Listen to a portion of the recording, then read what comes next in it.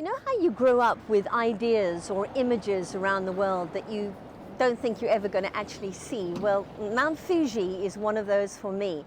I'm fascinated by it. There's something about its symbol, its place in history, its place in spiritualism.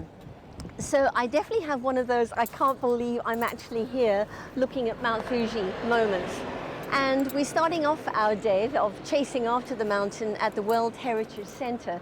And already I'm beginning to understand the feeling that's associated, why this mountain has become so important over the centuries as a symbol of Japan itself.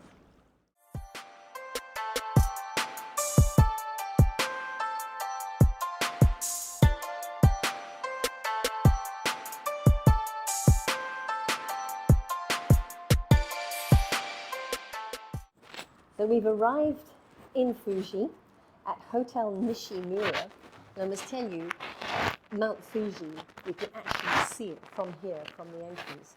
And we've been given our room key, and we've also been given a locker key, because now we have to go through this very Japanese ritual of removing our shoes and shooting the wheels of the cigarettes.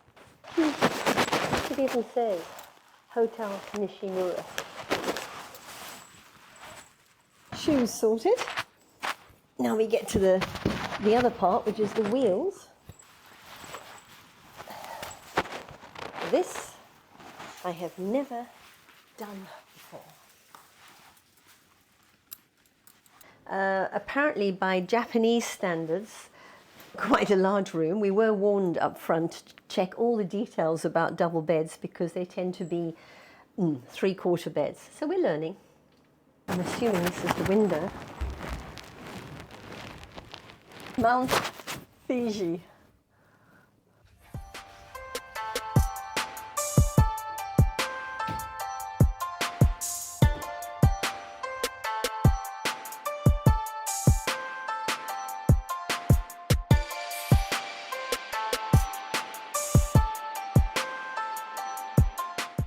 Mount Fuji has been inspiring artists literally for centuries, possibly the most famous being Hokusai, a local artist who did the famous 36 scenes depicting Mount Fuji. And he was around in the sort of late 1700s, early 1800s, let's say, but he's not the only one. But at the World Heritage Museum, we're fascinated by this. They proclaim that to be Mount Fuji upside down with its reflection in the water.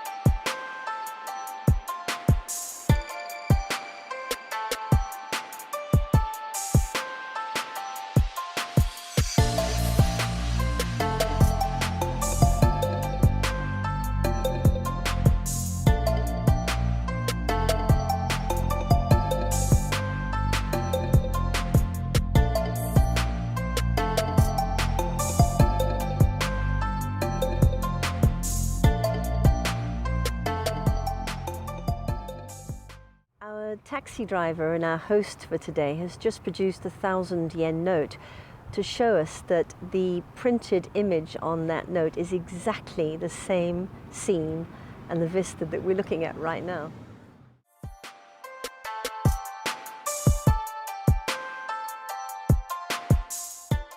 We found a supermarket, and honestly, this supermarket makes me think I could be at Pick n Pay or Spar or Checkers or Woolies in Cape Town. It looks exactly like what we're used to. Look what we just found.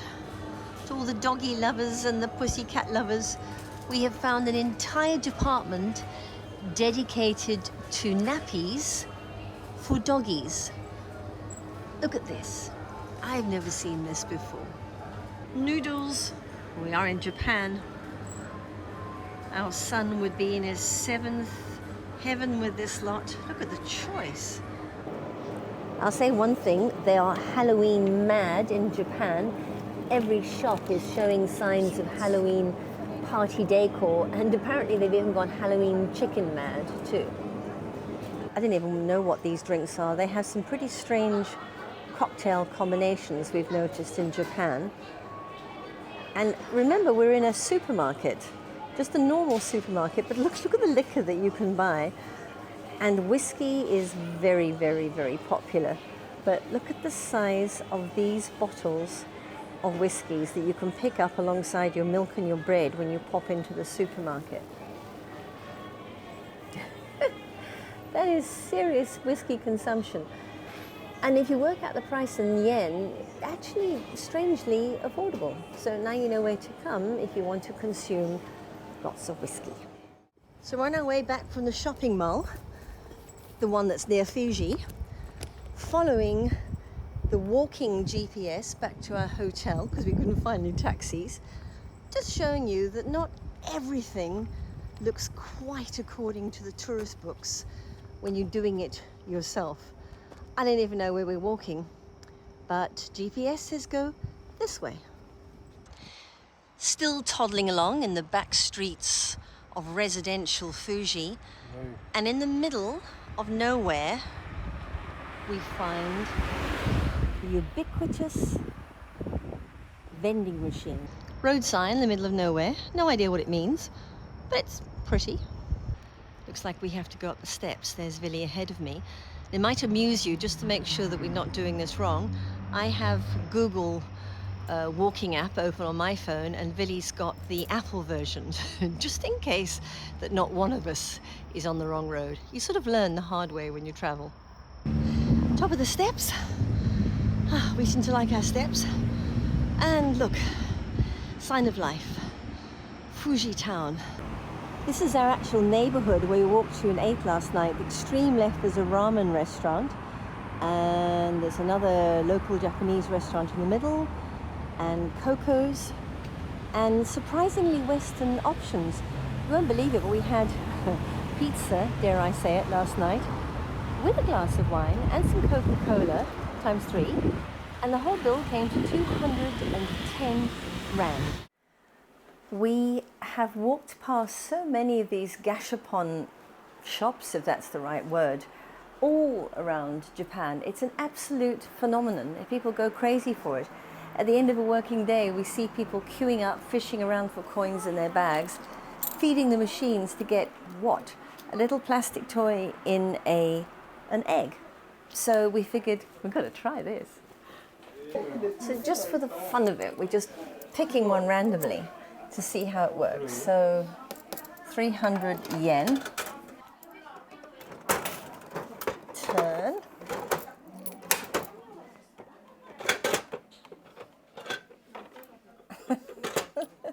It reminds me of when Ryan was little and used to get lucky packets. Okay. Now I understand what all the fuss is about. That's special. It's actually crazy.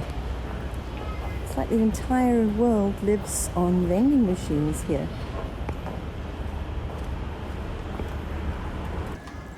There are literally hundreds and hundreds of restaurants to choose from, and some of them are just empty, but every now and again we turn a corner and find this, a very long, very dedicated queue who are quite happy to wait while others eat for their turn. So there is something about this restaurant that the locals know is worth queuing for.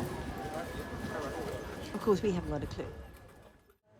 So the 11 o'clock departure is from the other railway station.